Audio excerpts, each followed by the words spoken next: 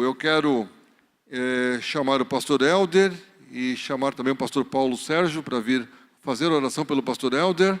Pastor Helder Cardim é mestre em teologia, reitor no Seminário Bíblico Palavra da Vida e coordenador do Departamento de Educação Cristã, onde também é professor e orientador. É pastor auxiliar na Igreja Evangélica Batista Nova Aliança, em Ribeirão Preto, e presbítero na Igreja Evangélica em Maracanã, Atibaia. Autor do livro Hermenêutica do curso Vida Nova de Teologia Básica.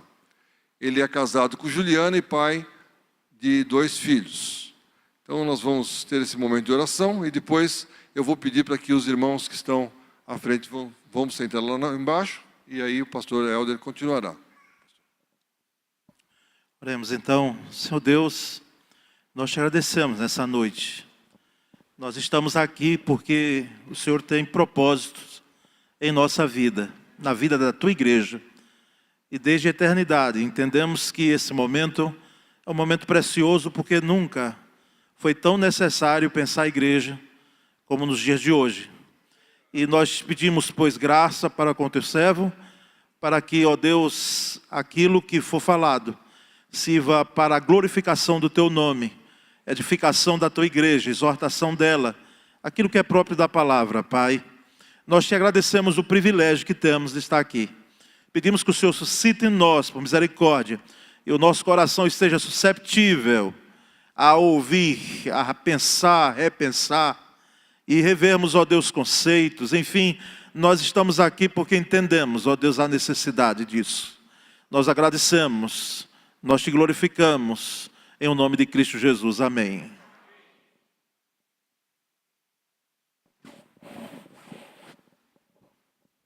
Muito bem, queridos, boa noite. Certamente privilégio estar aqui com os irmãos, representando também Edições Vida Nova e o seminário que eu dirijo ali em Atibaia, Seminário Palavra da Vida. E antes de eu dar propriamente a palestra, eu quero recomendar alguns livros que estão intimamente ligados a palestra. É uma série que nós temos ali na Vida Nova, chamada 9 Marcas de uma Igreja Saudável. Embora não sejam apenas 9 livros, muitos outros têm surgido, completando essa série, trabalhando essa questão da saúde de uma igreja. E, queridos, esses livretos, eles não são um modelo de igreja, eles não são uma estratégia de crescimento de igreja, esse não é o propósito. O propósito é discutir os fundamentos bíblicos de uma igreja que, como organismo vivo, que é o corpo de Cristo, cresce saudavelmente segundo aquilo que Deus intencionou para essa igreja. Eu quero recomendar 4, hoje à noite, farei recomendações dos demais ao longo das outras 2 palestras. O primeiro deles voltado para a liderança da igreja, uma liderança compartilhada, uma liderança colegiada, o livreto Presbíteros, que é sinônimo de equipe pastoral, presbitério, colegiado, que é aquela composição de homens separados por Deus e capacitados por Ele, com autoridade no contexto da igreja, para pastoreio e autoridade. Excelente livro, temos usado ali na nossa igreja, onde temos o presbitério colegiado. Livro Conversão é provavelmente um dos melhores livros que nós temos em português que fala sobre em que consiste ser salvo por Jesus, ou o que é a conversão de uma pessoa a Cristo Jesus. Falarei um pouco mais amanhã à tarde e à noite também sobre a confusão que existe na mente de muitos evangélicos brasileiros sobre a conversão. Para muitos é uma simples mudança de mente, ali adotou um novo pensamento ou alguns outros hábitos, mas não teve um encontro genuíno pessoal com o Evangelho, que é o próprio Senhor Jesus Cristo. Excelente livro, esse livro aqui, Conversão. Membresia de igreja, boa parte da minha palestra hoje à noite será nesse tema, membresia. O que quer dizer ser membro de uma igreja? Vai muito além do ter o seu nome numa lista rolada ali, naquilo que chamamos de hall de membros, mas é o ser parte, ser significativamente atuante e pertencente à comunidade de Jesus, conhecida como igreja. Excelente livro. Nós, tristemente no Brasil, não temos muito o conceito de membresia, especialmente no Brasil neopentecostal, em que a rotatividade de igreja é imensa, pessoas não se tornam participantes significativamente, prolongadamente de igrejas,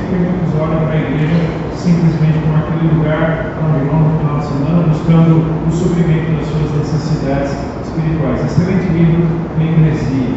E ainda hoje sobre a série 9 Marcas, Disciplina na Igreja, do Jonathan Lima. Eu também trabalharei esse tema hoje à noite. A igreja existe para pastorear as pessoas, seus membros, acompanhá-las, discipulá-las, encaminhá-las à santidade em Jesus.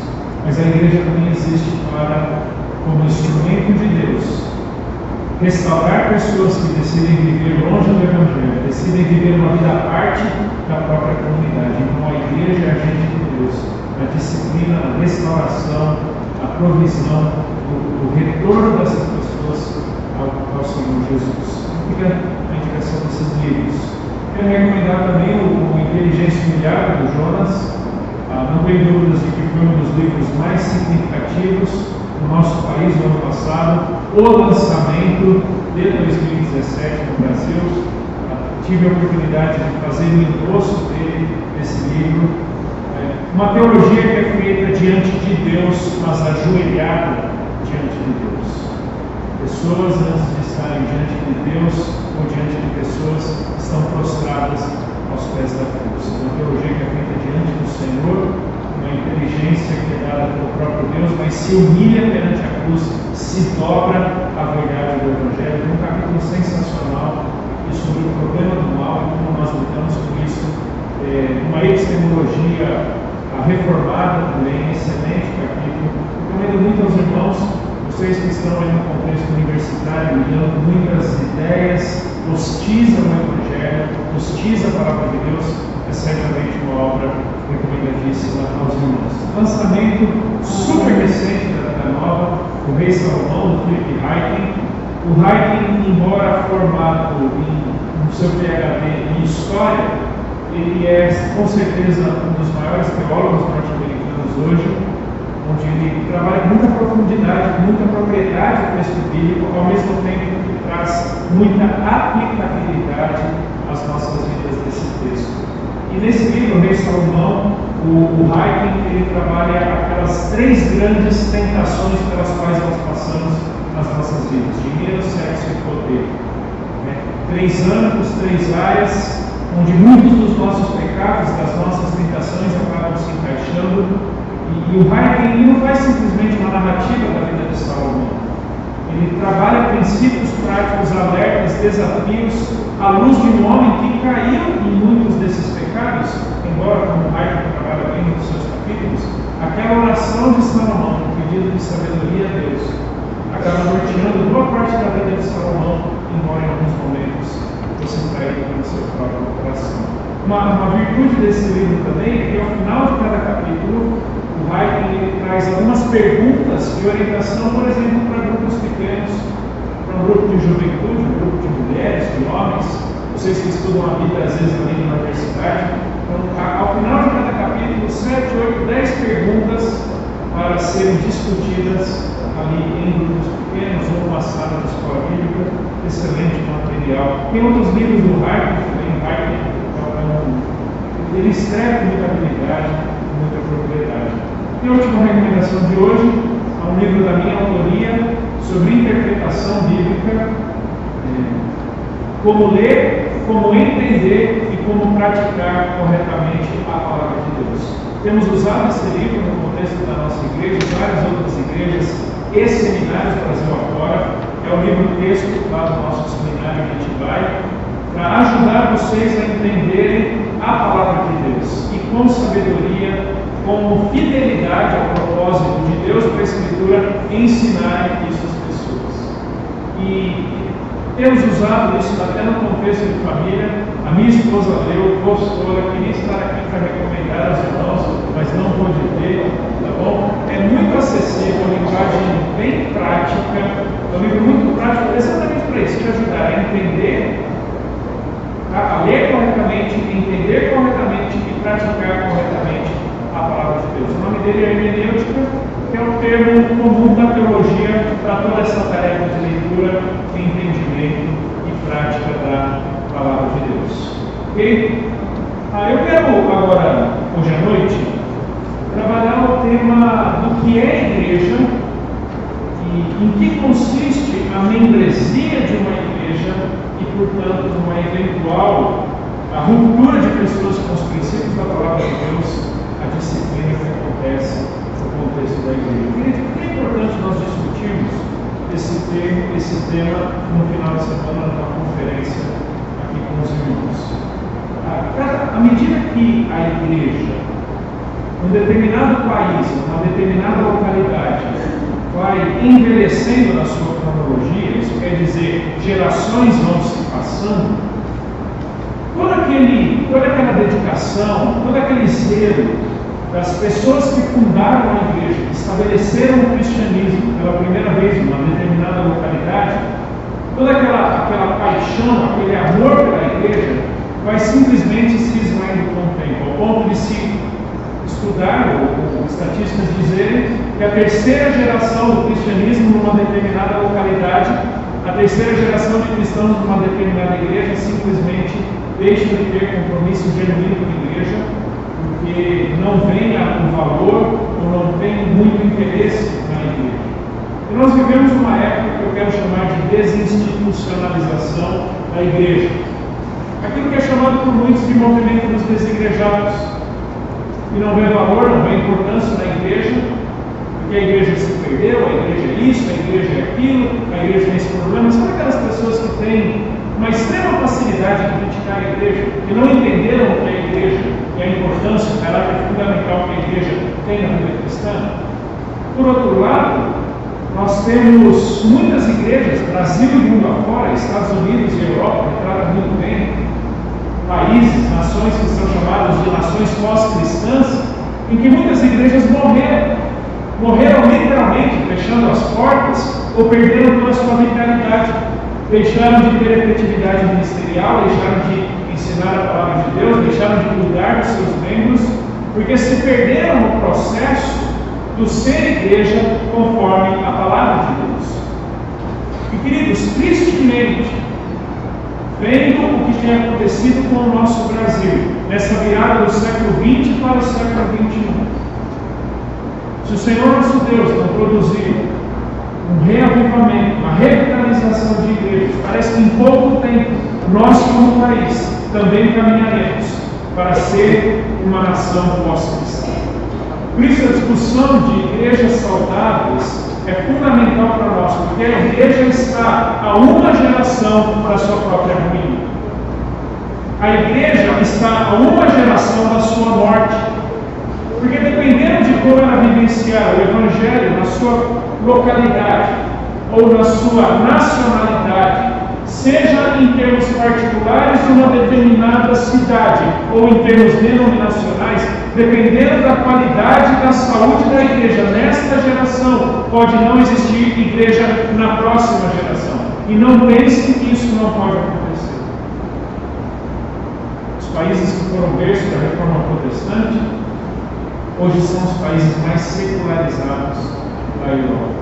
Os Estados Unidos, que foi fundado por um movimento reformado, movimento puritano calvinista, extremamente bíblico, extremamente zeloso para com a igreja, uma profunda paixão pelo corpo de Cristo.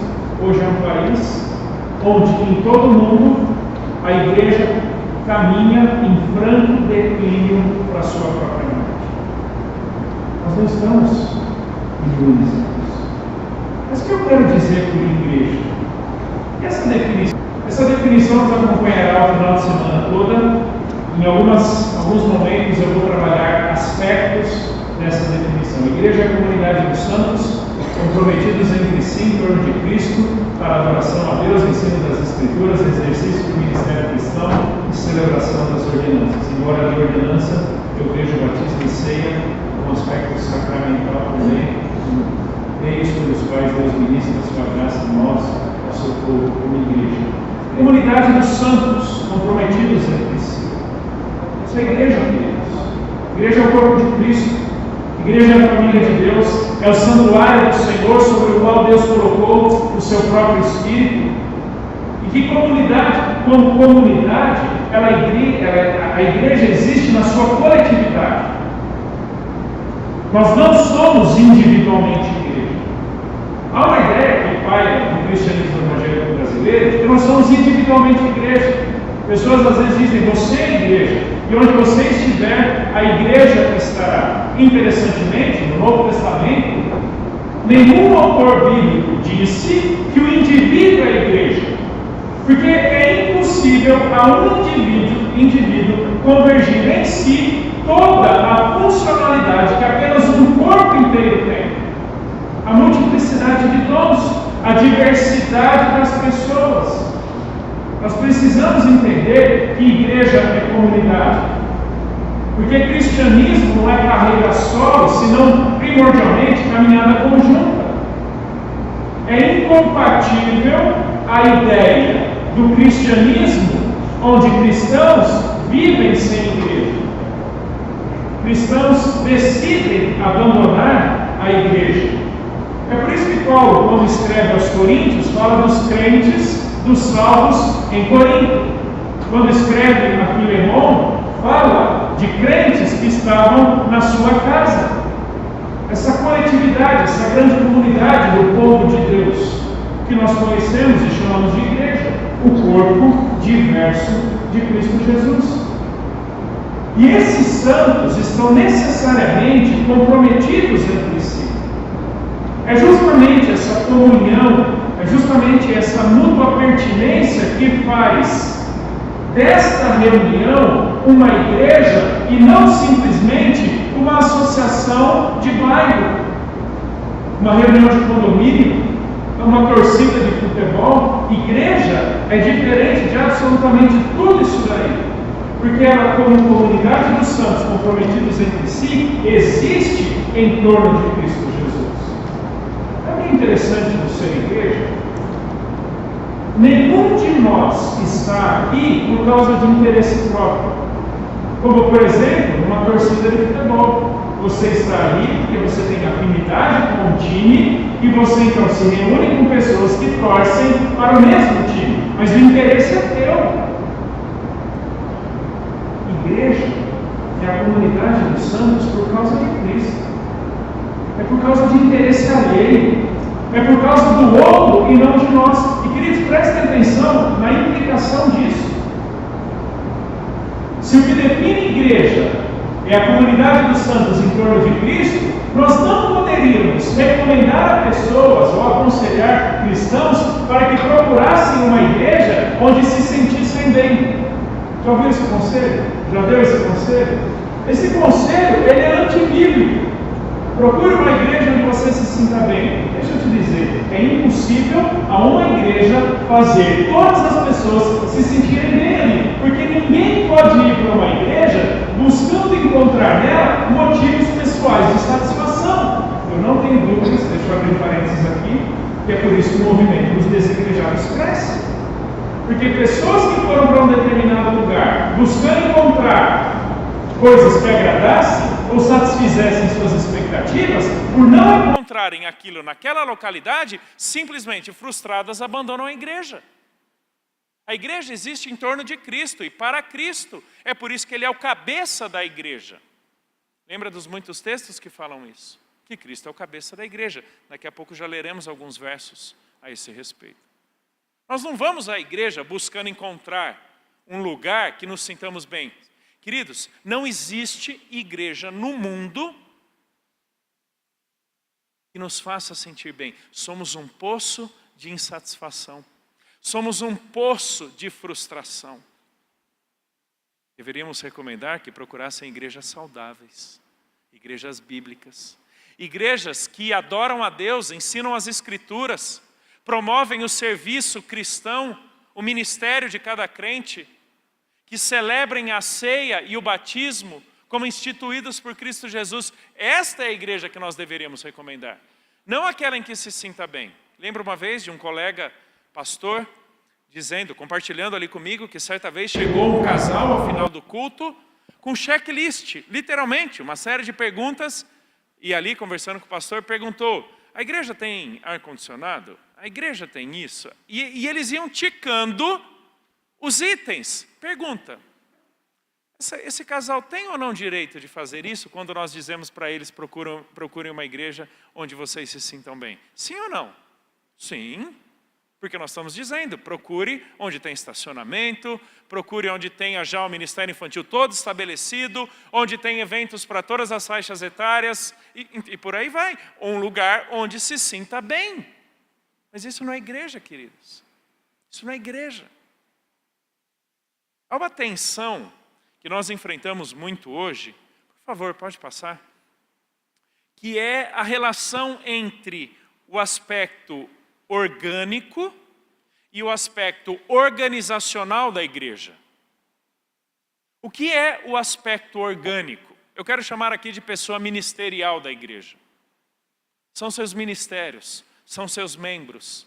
É aquela comunidade que se reúne numa determinada localidade com o propósito de pregar a palavra de Deus, de comunicar Jesus, de viver Jesus, de edificar uns aos outros. Mas há um aspecto organizacional.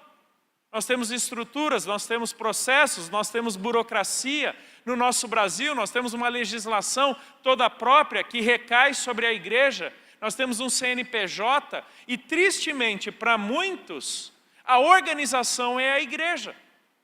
O rol de membros, a lista, a assembleia, a eleição, a votação, a data, o evento, a atividade, para muitos isso é a igreja. É por isso que muitos acreditam que quanto mais evento existir na agenda, mais ativa é uma igreja.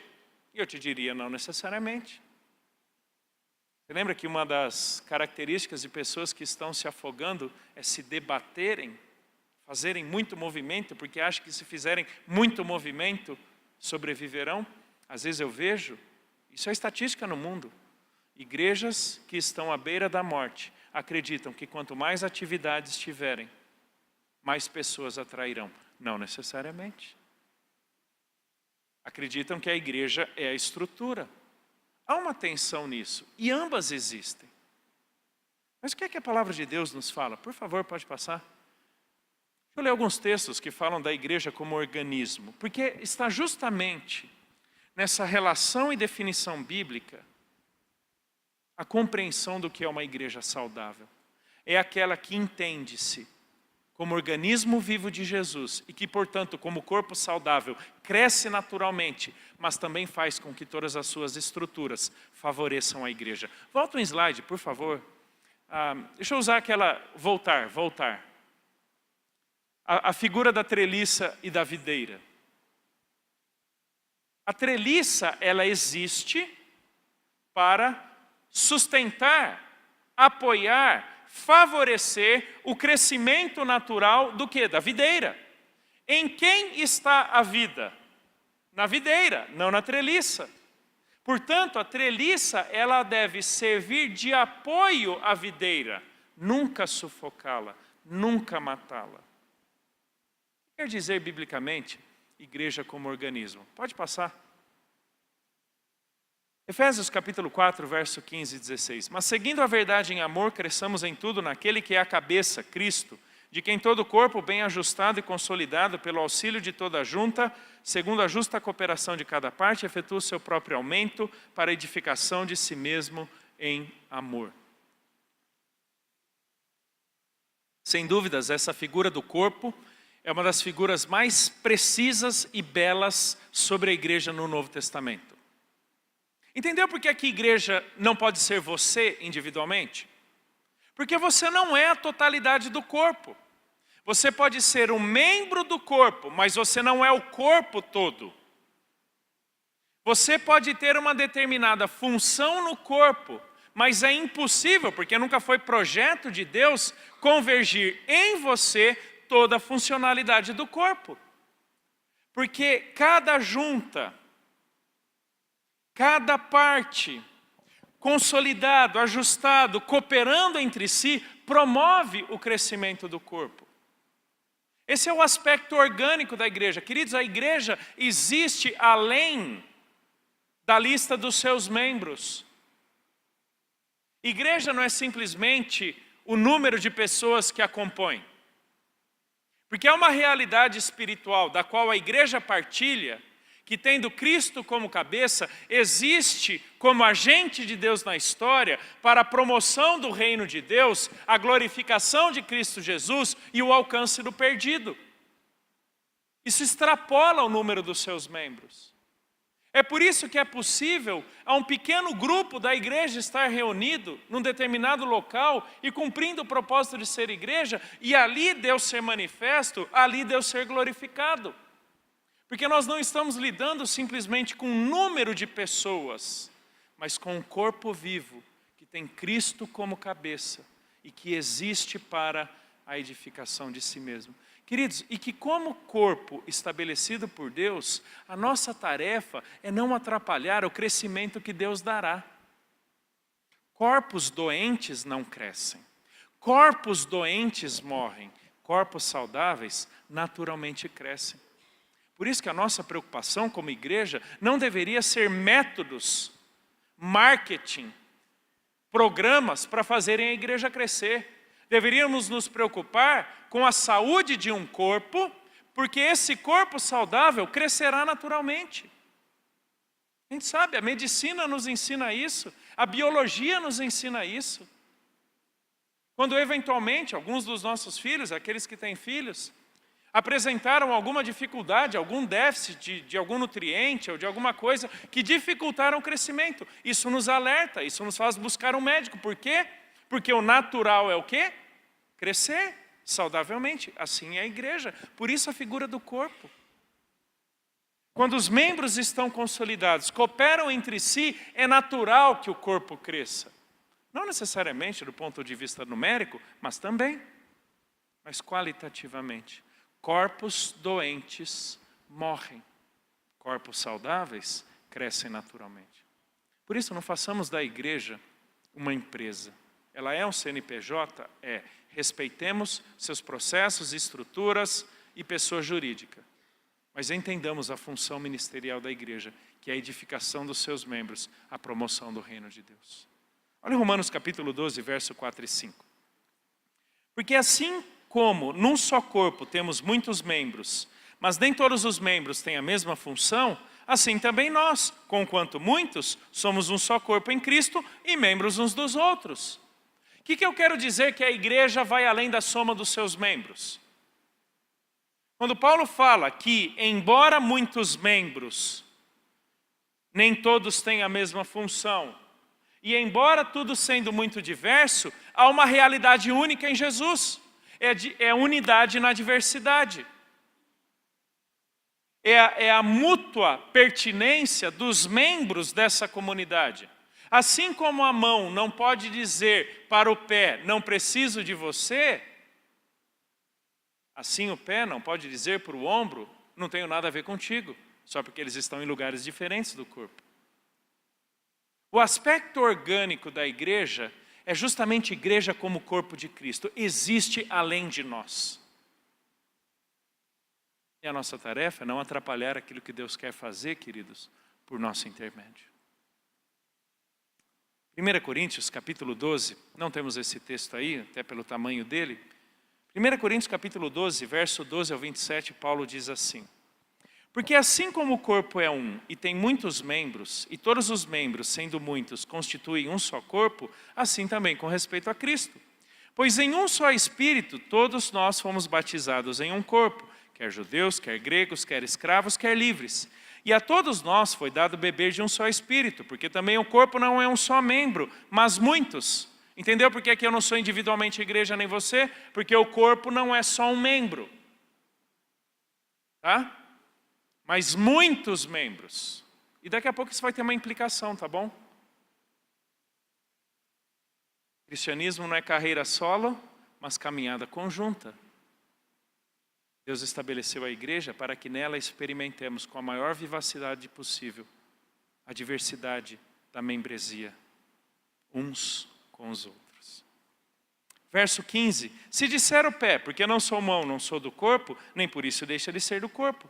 Se o ouvido disser, porque não sou olho, não sou do corpo, nem por isso deixa de o ser. Se todo o corpo fosse olho, onde estaria o ouvido? Se todo fosse ouvido, onde o olfato? Mas Deus dispôs os membros, colocando cada um deles no corpo como lhe aprouve. O corpo atende aos interesses e propósitos de Deus muito antes de atender os nossos interesses. Ou da liderança da igreja. A liderança da igreja, a sua equipe pastoral, seu presbitério, diaconato, seja o que for, existe para coordenar aquilo que Deus fará pelo corpo, não para fazer convergir para si a existência do corpo. Por isso que Pedro vai dizer em 1 Pedro 5, para os presbíteros, pastores, não pastorearem como dominadores do rebanho.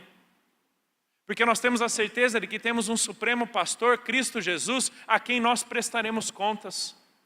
Eu sei que nós convencionamos dizer a igreja do pastor tal, a igreja do pastor tal. Talvez digamos carinhosamente, mas a gente vê no nosso Brasilzão um aspecto muitas vezes de posse, de ser a minha igreja, do meu jeito. Queridos, a igreja não é nossa. A igreja não existe para nós. A igreja é do Senhor. Porque foi Deus quem dispôs e colocou os membros conforme lhe aprouve. Então, se tem alguém que exerce um dom no contexto da igreja, ele o exerce por causa de Deus, não por causa de si mesmo. Ele exerce para Deus, não para si mesmo. Esse é o aspecto orgânico da igreja que transcende a simples visualização das pessoas que se reúnem num determinado lugar. Pode passar, por favor? Pode passar mais um. Quais são os aspectos organizacionais da igreja? Deixa eu ler alguns textos bem rapidinho com vocês. 1 Coríntios 11, 18. Porque antes de tudo estou informado a haver divisões entre vós quando vos reunis na igreja. E eu, em parte, o creio. Uma determinada localidade em que as pessoas iam para lá para se reunirem. Ok? Uma estrutura, uma localidade específica. 1 Coríntios 11, 20. Quando, pois, vos reunis no mesmo lugar, não é a ceia do Senhor que comeis. À medida que o cristianismo avança do primeiro século, o cristianismo ele vai assumindo, a igreja vai assumindo alguns processos mais formais. Algumas estruturas mais específicas. Lembra que no início de Atos, a igreja se reunia no templo? Os cristãos se reuniam no templo? Não tinha uma localidade própria? E por muito tempo, tanto judeus quanto romanos, gentios, não viam muita diferença entre judaísmo e cristianismo. Mas à medida que o cristianismo vai se distanciando do judaísmo e vai se mostrando totalmente diferente do paganismo romano, a igreja vai ganhando uma estrutura, a igreja vai ganhando uma formalidade. E é por isso que Paulo escreve as cartas às igrejas, escreve as cartas aos pastores. Pode passar. Filemão, verso 1 e 2, Paulo, prisioneiro de Cristo Jesus, e o irmão Timóteo, ao amado Filemão, também nosso colaborador, e a irmã Áfia e a Arquipo, nosso companheiro, e a igreja que está em tua casa. Há um aspecto específico dessa igreja que se reúne ali. Tem o seu aspecto orgânico? Tem. Mas a igreja aqui já tem uma certa formalidade de onde ela se reúne e a quem ela se reporta. Pode passar, próximo slide. Foi por isso que Paulo escreveu a Tito o seguinte: por esta causa te deixei em Creta para que pusesses em ordem as coisas restantes, organizasse, estabelecesse processos, bem como em cada cidade constituísses presbíteros conforme te prescrevi. Devem ser considerados merecedores de dobrados honorários os presbíteros que presidem bem. Interessante essa expressão presidem bem. Lembra do procure uma igreja onde você se sinta bem? Se é para cada um procurar a igreja onde se sinta bem, todo mundo se acha dono do negócio. É ou não é? Todo mundo quer dar o seu pitaco. Todo mundo quer fazer sua vontade acontecer. E aqui eu posso falar, toda a minha tradição em teologia é presbiteriana, mas atualmente eu pastorei uma igreja batista. Os irmãos que são batistas aqui sabem que aqueles momentos de assembleia é cada um querendo fazer acontecer sua vontade, da cor da parede até o quadro na entrada da igreja. Irmãos presbiterianos, se vocês foram presbiterianos por toda a vida, acho que vocês nunca vão entender isso e que Deus vos preserve de entenderem. Ok? Que Deus vos preserve de entenderem isso. Porque é complexo, gente. Mas é o quê? Cada um querendo o seu. É assim ou não é, queridos? Já é assim em todo lugar. Parece reunião de condomínio muitas vezes. Não. Tem gente que preside. Gente madura. Os irmãos pastores aqui. A liderança da igreja, o seu conselho. Gente que preside. Capacitada, orientada por Deus. Identificada pela própria igreja. Não é para cada um fazer da igreja o que bem entende. Não é para cada um buscar nela o que bem queria. Não. Para presidir segundo os interesses e propósitos de Deus na sua palavra, nas peculiaridades da comunidade ali naquela localidade. Então a igreja, ela vai ganhando uma certa estrutura formal. Eu não tenho a pretensão de passar aqui pelo século IV, quando a igreja cristã se torna a religião oficial do Estado, nem pela igreja católica ao longo de toda a Idade Média, o próprio anglicanismo ali na Inglaterra do século XV para o século XVI, que leva ao surgimento do movimento puritano. Mas, queridos, fato é que a igreja é uma organização e ela precisa ser gerida, presidida desta forma. O que consiste uma igreja saudável? Aquela em que a treliça dá todo o suporte, toda a sustentação para que a igreja como organismo, corpo vivo de Jesus, cresça saudavelmente naquilo que Deus estabeleceu para a sua igreja. Então isso é a igreja, queridos. E aqui vem então o nosso conceito de membresia. Pode passar? O que eu quero dizer por membresia? A nossa pertinência a Cristo, e preste atenção no que eu vou dizer, e ao seu corpo local.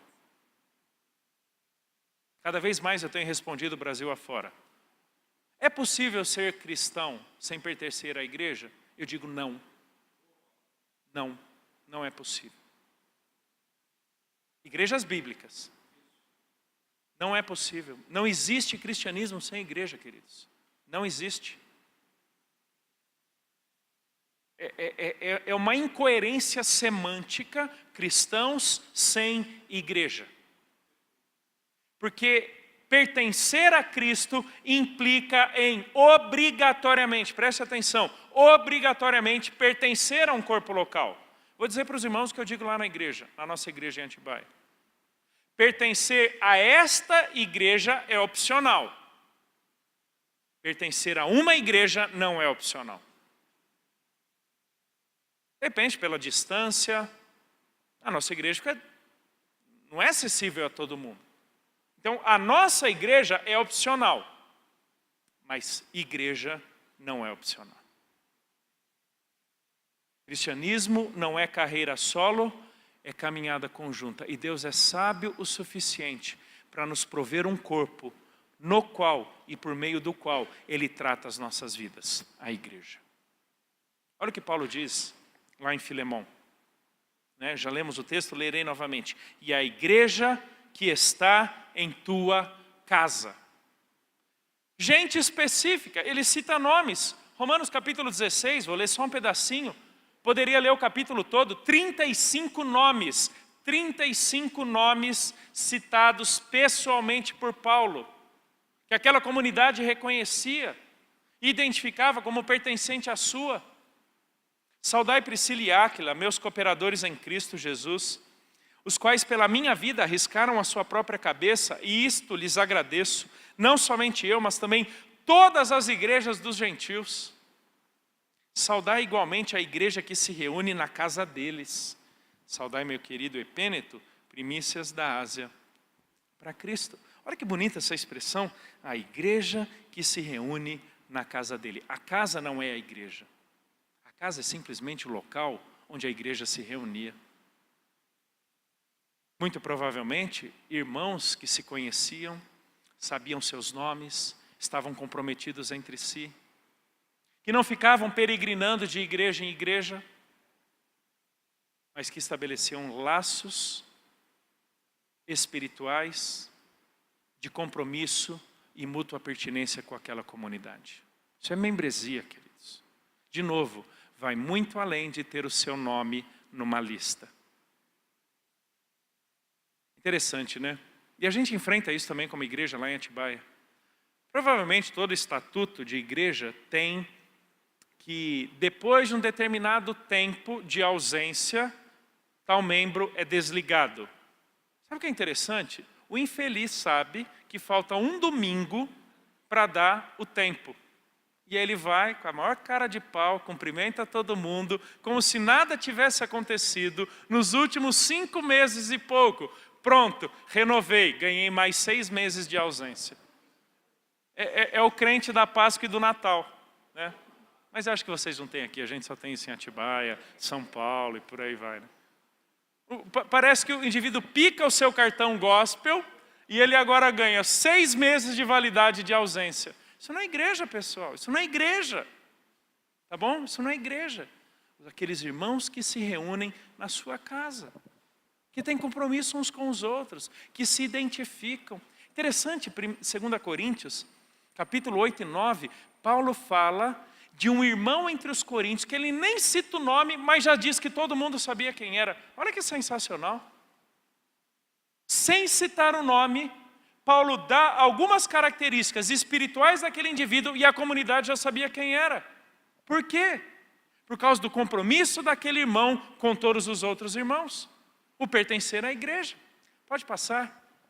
Gosto muito de Tito, capítulo 2, verso 14, quando Paulo diz o seguinte: a qual a si mesmo se deu por nós, Cristo Jesus, a fim de remir-nos de toda iniquidade e purificar para si mesmo um povo exclusivamente seu, zeloso de boas obras. Isso é igreja, queridos. É pertencer a Cristo. É estar em Cristo Jesus. É tê-lo como seu cabeça, como seu Senhor.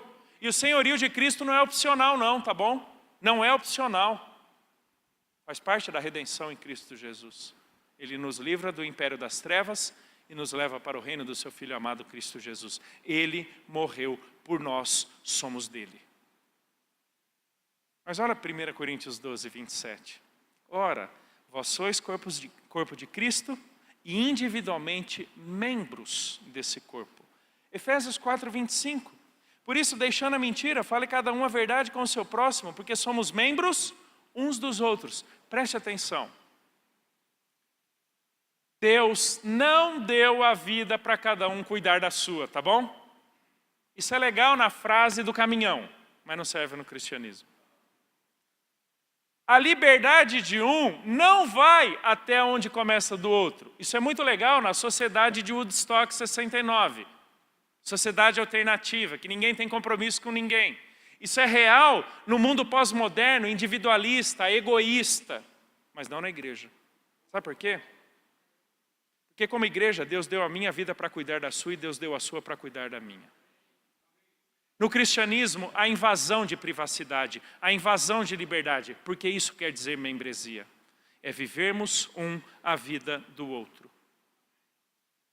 Se você não quer isso, vira um monge tibetano, faça um voto de silêncio e a cada 7 anos você pode dizer uma única palavra, mas não vive igreja. Porque igreja é membresia de uns para com os outros. Olha o que Paulo fala, somos membros uns dos outros. Há uma mútua pertinência entre nós, queridos. E só é possível chorar com os que choram, se alegrar com os que se alegram, quando nós entendemos que Deus nos fez participantes uns das vidas dos outros. Olha a quantidade de versos do Novo Testamento. São dezenas e dezenas, uns aos outros, uns pelos outros, uns com os outros, uns para os outros. Isso é igreja, queridos.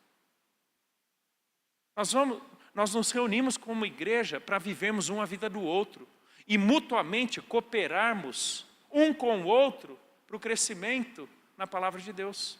Falarei sobre isso especificamente amanhã à noite, sobre o evangelho visível, quando por meio da vivência um da vida do outro, na mutualidade cristã e nas virtudes da fé, a esperança e o amor, pronunciamos Cristo Jesus por todo mundo. Quando vivemos uma vida do outro, quando estamos intrinsecamente ligados uns aos outros. Isso é membresia. É importante ser membro de uma igreja? Sim, é importante. Por quê? Pega a figura do corpo. Assim como a mão não pode se amputar do corpo, dizendo não preciso do corpo, assim um membro precisa da comunidade para que seja corpo. Você não é corpo sozinho. Pegue de novo a ideia do você é igreja. Eu não tenho dúvidas de que essa mentalidade que tem também inflado o movimento dos desigrejados. Se eu sou sozinho igreja, o que é que me impede de, na minha casa, adorar a Deus, ler a Bíblia, pôr uma playlist lá no Spotify de músicas evangélicas, ouvir o melhor sermão que eu poderia ter no YouTube, porque se eu sou sozinho em igreja, o que é que me impede de fazer isso sozinho em casa? Há alguma coisa que me impede? Não. Mas quando eu entendo que eu não sou sozinho em igreja, eu preciso dos meus irmãos para adorar a Deus, para ensinar e aprender a palavra de Deus, para viver a diversidade dos dons espirituais, a funcionalidade ministerial da igreja e para celebrarmos batismo e ceia. Queridos, nós precisamos uns dos outros. Isso é membresia de igreja. É vivermos de tal forma essa mútua pertinência em que Cristo seja glorificado pela diversidade do corpo. Bem rapidinho. Por que é que nós nos reunimos? Isso foi uma pergunta que eu tive que responder para o meu filho. E uma vez por ano eu prego isso na igreja lá em Atibaia. Uma vez por ano. Cravado que eu vou pregar isso. Por que é que eu tenho que sair da minha casa e me reunir com os meus irmãos em Cristo? Por que eu não posso fazer sozinho em casa? Rapidinho. Por causa da mútua pertinência e vivência da comunhão em Cristo. Eu não posso ter comunhão comigo mesmo. Sabe aquela ideia do mundinho de Pequeno Príncipe? Que eu me basto no meu mundinho? Isso não é bíblico. Nós precisamos uns dos outros. Em um só Espírito todos nós fomos batizados em um corpo. Quer judeu, quer grego, quer escravo, quer livre. E a todos nós foi dado de beber um só Espírito. Pouco importa se você torce por Fortaleza, por o Ceará, para o Palmeiras, para o São Paulo, para o Flamengo, para o Vasco. Pouco importa se você tem faculdade ou não. Pouco importa se você tem muito dinheiro no banco ou não. Pouco importa se você é homem, se você é mulher. Pouco importa. Porque como corpo de Cristo, o que legitima a comunidade é o pertencer a Jesus e um ao outro e não nossas características pessoais. Para celebrar comunhão, queridos. Por isso a gente tem que parar com aquele negócio de terminar o culto e fugir para casa. A gente tem que aprender a celebrar a comunhão, queridos. Entrelaçar vidas, comer juntos, fazer coisas juntos, discipular um ao outro. Vamos falar mais sobre discipulado amanhã à noite. É como eu falo, né? Parece que para muitos a igreja é simplesmente do picar do cartão gospel. Cumpri minha responsabilidade, posso ir para casa. Isso não é igreja, queridos. Você deveria sentir falta da tua comunidade. Você deveria sentir falta dos teus irmãos em Cristo. Ah, mas ele é pecador. E você é? Alguém certa vez disse, né?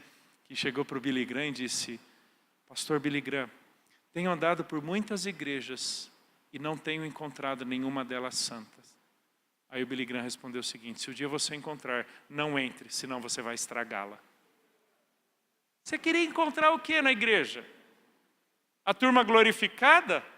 Isso é só no céu, pessoal. São pecadores? São, mas são seus irmãos em Cristo. E deixa eu te dizer, você vai passar a eternidade com eles, então é melhor já se acostumar aqui. Ok? Ok? É melhor já se acostumar. Tá? É isso aí. Muito bem. Por que nos reunimos como corpo local? Por causa da funcionalidade e diversidade. É a melhor expressão, né? Junto e misturado, né? É isso aí. Estamos juntos. Funcionalidade e diversidade ministerial. Mas seguindo a verdade em amor, cresçamos em tudo naquele que é a cabeça, Cristo, de quem todo o corpo bem ajustado e consolidado pelo auxílio de toda a junta, segundo a justa cooperação de cada parte, efetua o seu próprio aumento para a edificação de si mesmo em amor. Sabe o que esse versículo nos ensina? Que não existe o ministério do telespectador de igreja. Entendeu aí? Não, eu estou no estaleiro, Deus está trabalhando na minha vida. É hora de eu sentar e escutar. Deus não deu dom de ouvido para ninguém, tá bom? Não deu, não deu. Não deu. Preste atenção. Pertencer ao corpo é ter obrigatoriamente uma função no corpo. Porque se você é membro do corpo, pouco importa qual membro. Mas se você pertence ao corpo, você tem uma função. Queridos, Então, com certeza, alguns pastoreiam aqui há muito mais tempo do que eu, mas eu estou caminhando para o meu 20º ano de pastoreio. Parece que aquele princípio de Pareto, Vilfredo Pareto, economista italiano da virada do século XIX para o XX, muito usado na economia, no marketing, nas vendas, né? 20-80. 20% das causas são responsáveis por 80% dos resultados e efeitos. Você já teve a sensação de, na igreja, pouca gente faz muito?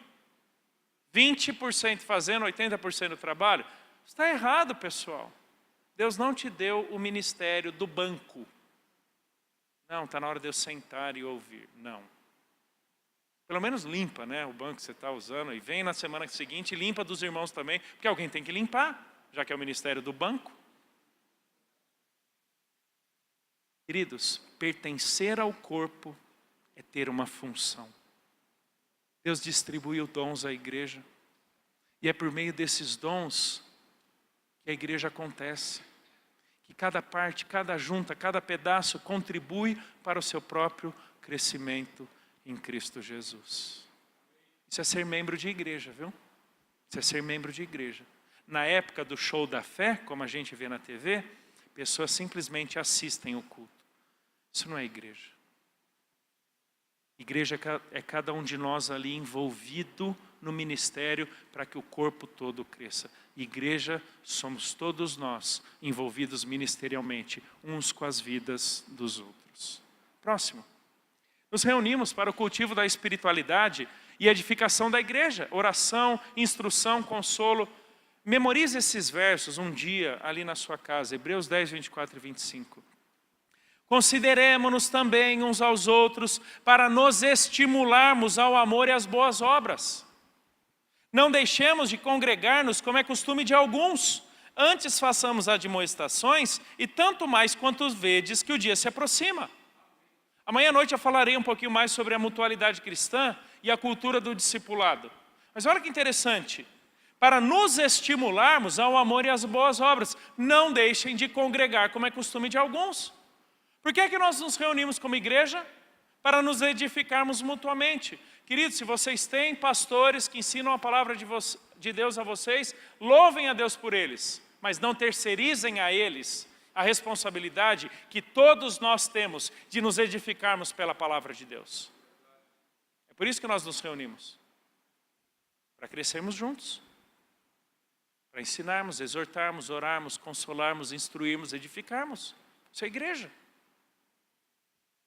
Bom, a liderança, nós não cremos na liderança de uma igreja, naquela visão sacerdotal católica do clero e do laico. O clero é o que faz tudo, o sacerdote que faz tudo. Reforma protestante já aconteceu e já nos lembrou o sacerdócio universal de todos os crentes. Uns aos outros, uns pelos outros. Passe 2 slides, por favor. Para a adoração a Deus comunitária. Atos capítulo 2, bem conhecemos esse texto, por causa do tempo vou passar, mas olha o verso 47, louvando a Deus e contando com a simpatia de todo o povo. Olha o verso 43, em cada alma havia temor. Queridos, nós nos reunimos como igreja para adorarmos a Deus como corpo, como irmãos em Cristo. É verdade, lá no seu trabalho você pode adorar a Deus, sozinho, não como igreja. Porque como igreja é justamente nessa comunidade, nessa reunião dos crentes. E como eu falei, Apocalipse retrata muito bem para nós, né? Povo de todo, gente de todo povo, língua, tribo e nação. Queridos, Deus nos dá a oportunidade de, como comunidade, adorá-lo hoje, o que o será na perfeição e completude na escatologia, no fim dos tempos. Adorarmos ao Senhor como irmãos em Cristo. E por fim, nos reunimos para nos assegurarmos a nós mesmos. Proteção espiritual e preservação da verdade. Proteção espiritual não tem nada a ver com cobertura espiritual, tá bom? Não tem nada a ver. Tá? Proteção espiritual quer dizer nos ajudarmos para que, por meio da preservação da verdade, a nossa santidade em Jesus seja mantida. Nós nos ajudarmos, um cuidando da vida do outro, edificando um ao outro. Vou falar um pouquinho mais, como eu já mencionei, amanhã à noite sobre isso. Mas olha Judas. Vós, porém, amados, lembrai-vos das palavras anteriormente proferidas pelos apóstolos de nosso Senhor Jesus Cristo, os quais vos diziam: no último tempo haverá escarnecedores, andando segundo as suas ímpias paixões. São esses os que promovem divisões, são sensuais, que não têm espírito. Olha só. Vós, porém, amados, edificando-vos na vossa fé santíssima, orando no Santo Espírito, guardai-vos no amor de Deus, esperando a misericórdia de nosso Senhor Jesus Cristo para a vida eterna. Olha só, edificando-vos na vossa fé santíssima. Verso 22, compadecei-vos de alguns que estão na dúvida. Quanto a outros, salvai-os, arrebatando-os do fogo. Quanto a outros, sede também compassivos em temor, detestando até a roupa contaminada pela carne. Denunciarmos o erro, preservarmos a verdade, livrarmos do engano, do pecado aqueles que estão em dúvida ou cruzando a fronteira da santidade, da sanidade teológica. Nós precisamos da igreja. Queridos, eu não creio, eu dirijo um seminário, eu estou ligado à educação teológica há 20 anos. Eu não creio em livres pensadores teológicos. Eu não creio em produção acadêmica, teológica, à parte da igreja. Eu, como seminário, existo para a igreja. Eu existo com a igreja, não a parte dela. Sabe por quê? Porque a igreja é a responsável pela preservação da boa teologia, da boa doutrina. O zelo pelas Escrituras. E nós precisamos uns dos outros para a preservação disso. Batalharmos juntos pela fé do Evangelho. Lembra do que Paulo fala aos Filipenses? Batalharmos como irmãos, como igreja. Está o caos lá fora. E preservemos aqui dentro para influenciarmos o caos lá de fora. É fácil ficar só aqui dentro, não é verdade? Mas devemos ir para fora também. E eu falo um pouquinho mais sobre isso amanhã, quanto à evangelização. E por fim, meu último tema com vocês, e aí eu termino. Se a igreja é a comunidade dos santos, ela precisa fazer de tudo para preservar essa santidade. Paulo frequentemente dirá em Corinto, a igreja de Deus, igreja de santos. Santos não quer dizer impecáveis, mas sim separados do pecado e que devem lutar contra ele. Já trabalhei algumas definições. Já trabalhei igreja. Por que deve existir pastoreio na igreja? Olha o que Paulo fala em Atos 20, 28. Atendei por vós e por todo o rebanho sobre o qual o Espírito Santo vos constituiu bispos para pastoreardes a igreja de Deus, a qual ele comprou com seu próprio sangue. Queridos, qual a responsabilidade primordial da liderança, da equipe pastoral, do presbitério de uma igreja? Do conselho? Pregar a palavra e preservar a santidade dos seus membros, por meio do pastoreio. É para isso que nós servimos. Deixa eu falar, nós não somos os melhores executores de eventos, tá bom? Nunca espere do seu pastor um showman, porque ele não foi formado para isso. Ele não foi chamado para Deus para isso. Ele foi chamado para te alimentar e cuidar da tua vida. É isso que Paulo fala em Atos. Te pastorear. Fazer com que aquele sangue precioso que te comprou continue te santificando. Como eu digo, a graça que salva é a mesma que santifica e sustenta. Então deve existir pastoreio na igreja. Membresia, já trabalhei, né? Somos membros uns dos outros. Pode passar. Há uma santidade de cada crente, cada um. Filipenses 2. Assim, pois, amados meus, como sempre obedecestes, não só na minha presença, porém muito mais agora na minha ausência, desenvolvei a vossa salvação com temor e tremor. Nós não estamos sendo salvos, tá bom? Salvos uma vez, por todo sempre em Cristo Jesus. O sacrifício dele é suficiente para a nossa redenção. Mas como é que nós chamamos esse desenvolvimento da salvação? Santificação. É aquele longo e intenso processo do moldar das nossas vidas ao caráter de Jesus. Isso é responsabilidade individual de cada um aqui, tá bom? Embora a igreja seja a comunidade dos crentes, eu não posso responder pelos atos de pecado do meu irmão em Cristo. Mas eu posso ajudá-lo a evitar esse pecado.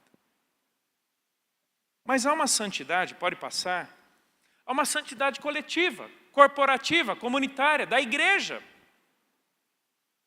Tito 2, já li com vocês, Cristo morre para nos purificar e fazer dele, ou para ele, um povo exclusivamente seu. Santo.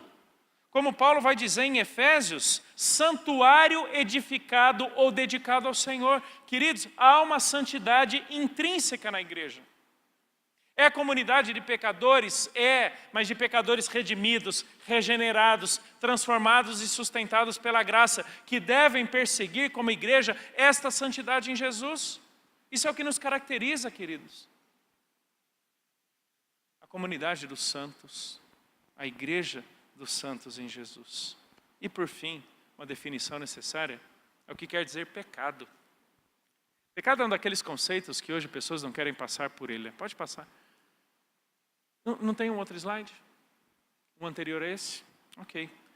Lembra de 1 Coríntios 10, 31? Quer comais, quer bebais, ou façais outra coisa qualquer, fazei tudo para a glória de Deus?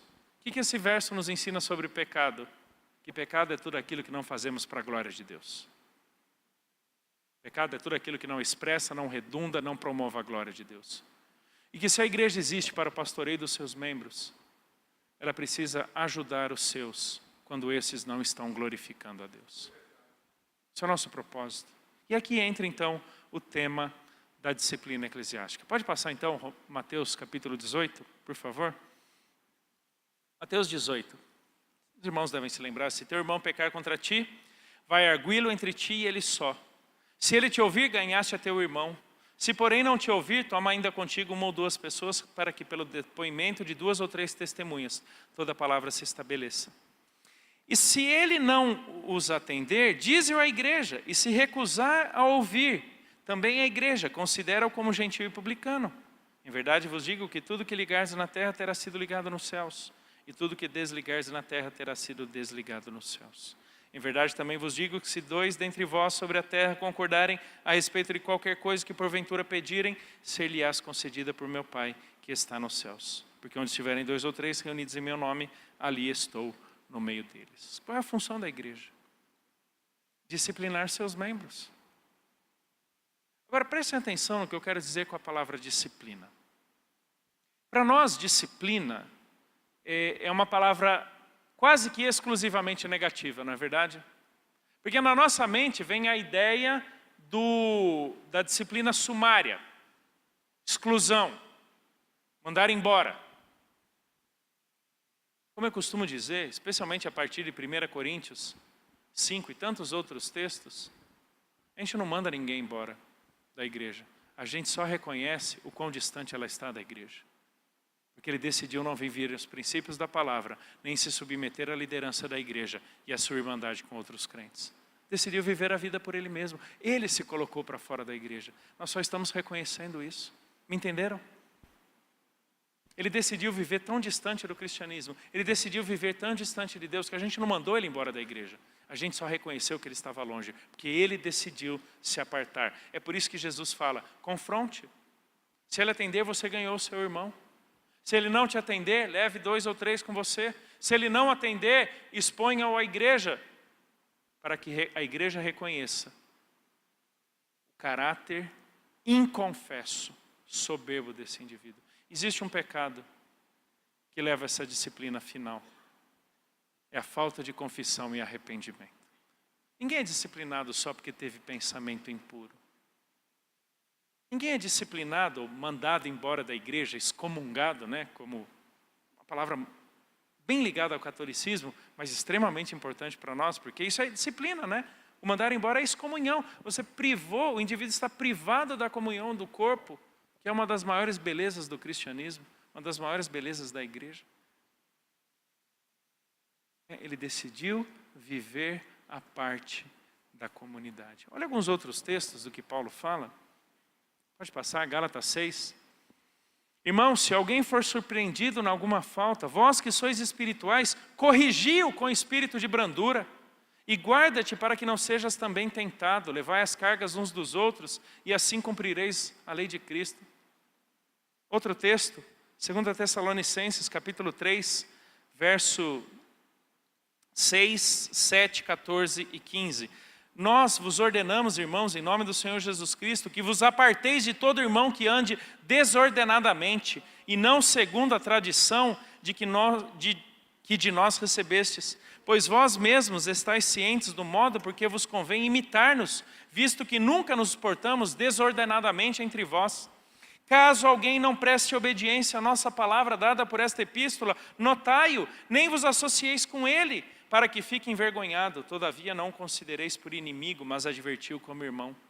Uma das coisas que eu mais escuto de pessoas na igreja é falta de amor disciplinar. Falta de amor por quem? Pela igreja. Só pode ser. Só pode ser pela igreja, não pelo indivíduo. Porque ele decidiu não viver os princípios do Evangelho. Ele decidiu viver a parte do corpo. Ele decidiu não se submeter à liderança instituída por Deus. Mas supostamente por causa do amor a um, nós comprometemos a saúde do corpo. Não use esse argumento, porque ele não faz sentido nenhum. Por amor ao corpo, por amor à igreja e para a preservação da santidade dela, é que muitas vezes nós nos apartamos de algumas pessoas. Isso é necessário, queridos. Vá lá para um médico e diga para ele que dá para conviver com uma perna necrosada, podre, por causa de algum acidente, que esmagou os ossos e estragou. Vá dizer para o médico, não, dá para viver. Está podre, mas dá para viver junto, não tem problema. Queridos, isso não faz sentido na medicina, na biologia, mas a gente acha que dá para fazer na igreja. Pessoas que decidiram não viver o princípio da palavra, como se estivesse tudo bem entre nós. Olha o que Paulo fala, notai-o. Isso é meio politicamente incorreto, né? Porque alguns vão chamar de bullying eclesiástico. Põe um post-it nele, é quase essa a ideia, né? Põe um post-it verde-limão nele, notai-o, marque-o, faz um X nele. Claro, estou exagerando, né? Mas olha só, nem vos associeis com ele. E de quem ele está falando? De irmão. Ele não está falando de incrédulo, não. Ele está falando de ímpio. Não está falando de ímpio, não. Está falando de crente, que decide não viver os princípios do Evangelho. Queridos, os autores do Novo Testamento são intolerantes com qualquer possibilidade que mine a santidade e o zelo teológico da igreja. São intolerantes, intolerantes. E a gente, igreja pós-moderna, acha que é falta de amor corrigir pessoas. É falta de amor pelo corpo e excesso de conivência com os outros. Notai-o. Olha outros textos.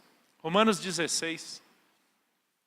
Rogo-vos, irmãos, que noteis bem aqueles que provocam divisões e escândalos. Né? Os pastores agora vão distribuir post-its para os irmãos, né? Sai colando post-it ali no pessoal. Em desacordo com a doutrina que aprendestes, afastai-vos deles. Olha só que interessante. Não tenha comunhão com eles. Por que não tenha comunhão com eles? Porque eles não querem ter comunhão com o corpo. Eles não querem viver a palavra de Deus. Eu sei que nós estamos num país que importou aquela cultura norte-americana do processo. Processar tudo, né? Danos morais, danos materiais, danos não sei o quê, e danos, daqui a pouco tem danos eclesiásticos. Eu tenho falado para os meus alunos, eu ensino há alguns anos a matéria de filosofia e praxis do ministério pastoral ali no seminário.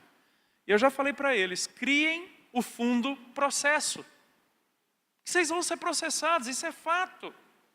Porque se vocês quiserem levar a sério a palavra de Deus, disciplinando pessoas, vai ter gente que vai processar vocês. Então criem no orçamento da igreja o fundo processo.